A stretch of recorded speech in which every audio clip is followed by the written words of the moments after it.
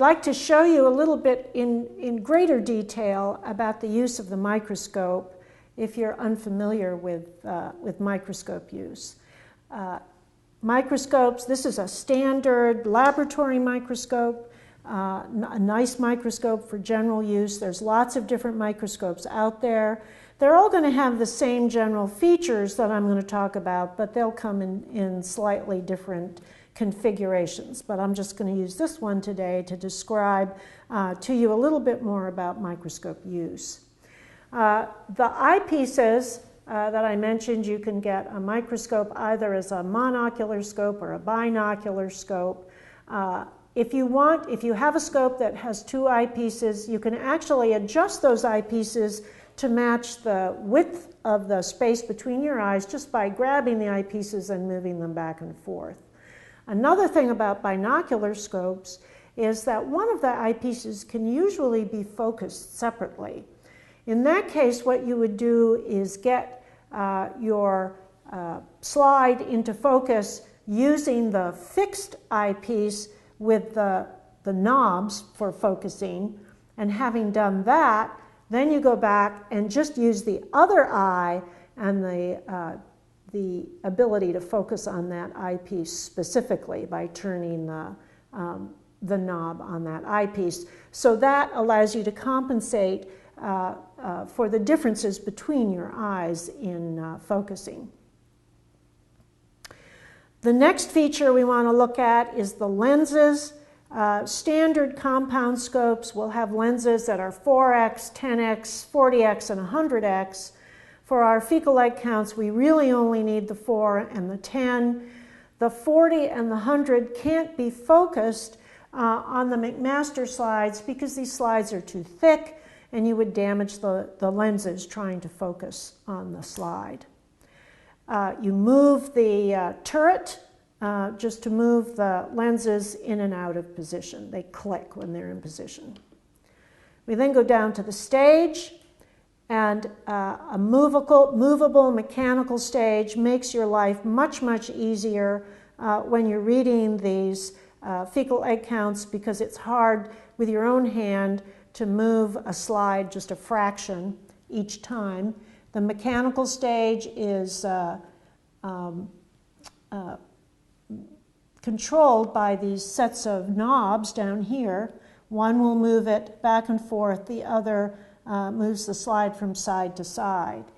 You'll have a set of clips on the stage where you put your slide, and it's very important when you insert the slide onto the stage that you push it all the way to the back of that clip apparatus so that it's holding the slide firmly in place.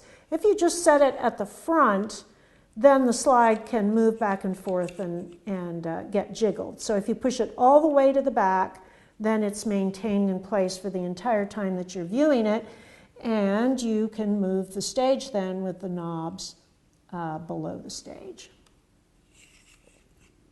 Then we have below that an apparatus that will allow you to focus the light that's hitting the stage. And some microscopes are more complicated in that regard than others. Some of them will actually provide you with a knob that allows you to move this diaphragm up and down. Others don't. The only critical thing here is that you do have some mechanism for controlling the amount of light that hits the stage. And almost all microscopes will have at least one apparatus that allows you to cut down on the amount of light or increase the amount of light. The light source itself is in the base, and they'll find just a little switch to switch it on. There also will be usually somewhere on the microscope a rheostat, so you can adjust the amount of light you're delivering from the light source. You have two focus knobs on the microscope. This big one is called the coarse focus. The smaller one is the fine focus. When you go to focus on your slide, you are going to insert the slide into the clips, pushing it all the way to the back. And then with the lowest magnification, with your 4x magnification, You're going to use the coarse focus to get the slide into focus.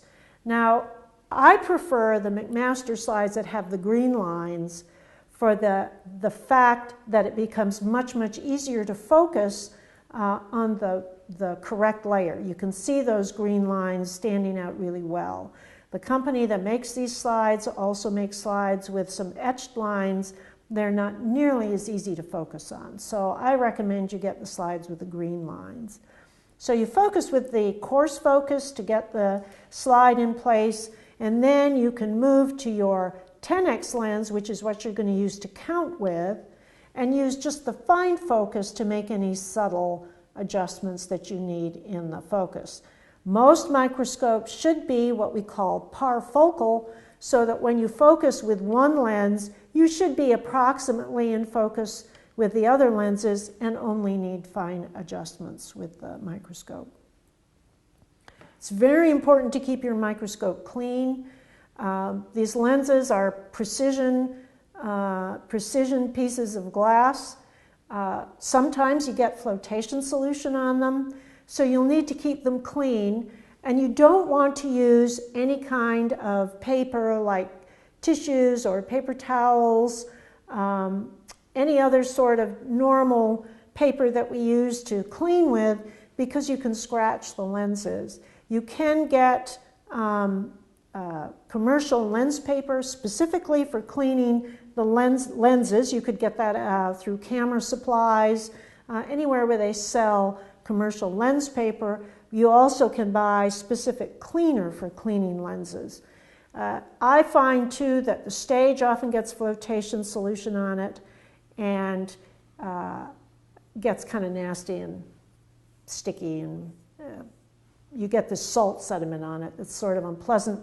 Your coarse focus and fine focus knobs may also get flotation material on them. Just make sure you wipe things down and keep your microscopes clean so the microscope will last for many years.